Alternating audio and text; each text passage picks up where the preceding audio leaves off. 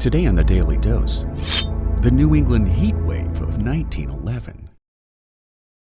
Throughout June of 1911, temperatures had been consistent with previous New England summers, but starting in July, dry air which originated from the southern Great Plains began to flow into Canada before sweeping south across the east coast of America.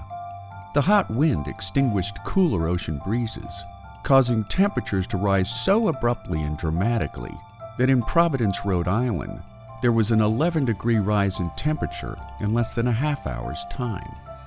Beginning on the 4th of July and lasting for the next 11 days, a punishing heat wave blanketed the East Coast from Pennsylvania to Maine.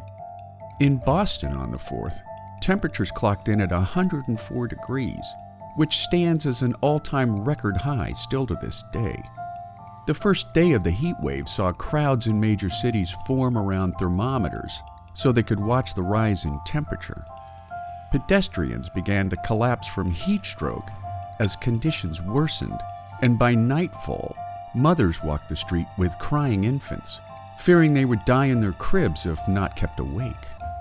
The following day, 17 people died from drowning alone after trying to escape the heat in ponds and beaches, a total which would rise to over 200 lives before the heat wave was finally broken. By the time the sun had risen on July the 5th, industry had ground to a halt, closing factories for the safety of workers while suspending mail service throughout the region.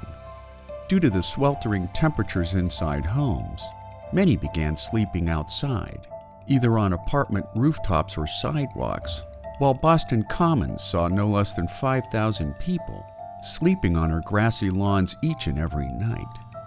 Besides more than 380 human deaths and over 600 equine fatalities, every major city in the affected heat wave reported that rising temperatures were driving many insane, while still others succumbed to suicidal urges in an effort to escape the heat.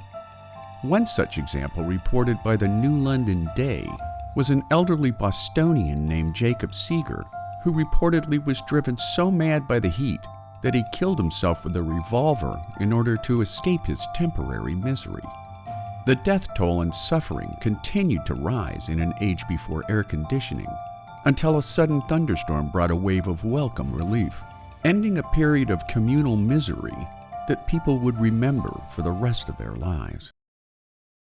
And there you have it, the New England heat wave of 1911, today on the Daily Dose.